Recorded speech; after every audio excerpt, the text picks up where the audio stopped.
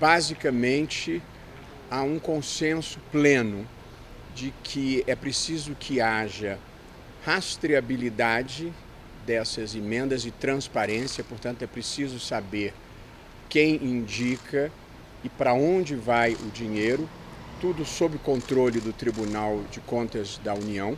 Portanto, esse é um consenso que se estabeleceu.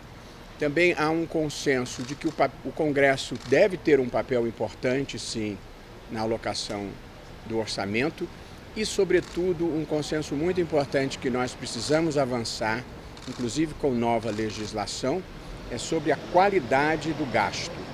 O país está precisando, com urgência, de uma nova lei que discipline essa matéria, as finanças públicas, de uma maneira geral. E todos preocupados também com a governabilidade, de modo que nós conseguimos equacionar algumas das questões que mais preocupavam, inclusive a dispersão da verba do orçamento, muitas vezes por projetos que não tinham uma planificação mais geral. Então, tudo ainda será reapreciado pelo relator, depois de algumas reuniões entre executivo e legislativo que ainda precisarão regular alguns pontos. Mas ficou convencionado, e existem, para todos entenderem, 3 grandes tipos de emendas parlamentares: as emendas individuais, as emendas de bancada e as emendas de comissão. Dentro das emendas individuais, existem as chamadas emendas PIX, que eram das transferências livres, e as emendas individuais tradicionais, que já existiam anteriormente.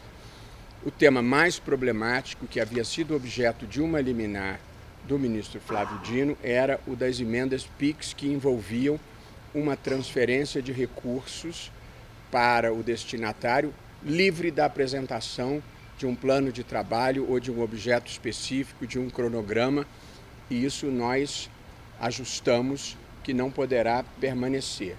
E, portanto, a transferência, mesmo essa transferência que antes se chamava livre, ela é imprescindível que seja apresentado um plano de trabalho, um objeto e um cronograma. Portanto, acabou a transferência livre. Esse foi um dos consensos a que nós chegamos. No tocante às transferências individuais, elas são mantidas, mas haverá uma reunião, um ajuste interinstitucional, digamos assim, entre executivo e legislativo para algumas regras para a distribuição de emendas individuais, sobretudo o que a Constituição denomina de impedimentos de ordem técnica. Tanto as emendas individuais, elas subsistem, mas observarão alguns critérios que serão definidos num prazo de 10 dias em reunião entre o Legislativo e o Executivo.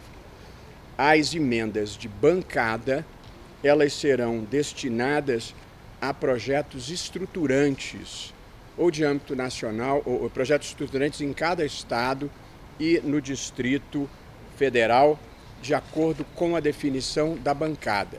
Projetos estruturantes são construção de uma universidade, construção de uma ponte, de uma usina, mas é vedada a simples divisão do dinheiro entre os integrantes da bancada. Portanto, é preciso que haja projetos definidos como estruturantes e também, em relação a eles, deve haver acordo entre legislativo e executivo para a definição desses projetos. E, por fim, as emendas de comissão, elas são destinadas a projetos de interesse nacional ou regional, definidos de comum acordo entre o legislativo e o executivo, conforme procedimentos que também serão estabelecidos em negociação entre o legislativo e o executivo no prazo de 10 dias. Portanto, nós conseguimos equacionar. Havia 3 problemas ou 3 debates na mesa: o valor, a questão da rastreabilidade e da transparência e a questão da fragmentação orçamentária. nós entendemos que conseguimos enfrentar adequadamente dois deles. A rastreabilidade e a transparência ficaram estabelecidas de maneira inequívoca, inclusive com controle pelo Tribunal de Contas da União, e a fragmentação ela é reduzida, mitigada, bem minimizada pelo fato de que as emendas de bancada têm que ir para os chamados projetos estruturantes e, portanto, não mais uma divisão em frações de dinheiro por parlamentar, e as emendas de comissão também devem ser direcionadas a projetos de interesse nacional ou regional, como aprovados pela bancada.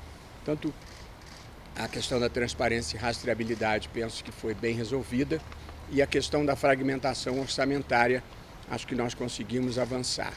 A questão do volume de recursos ainda é uma questão essencialmente política que não estava propriamente em discussão aqui no Supremo. Nós estávamos discutindo basicamente a controlabilidade da destinação desses recursos e algumas regras para a distribuição das emendas individuais.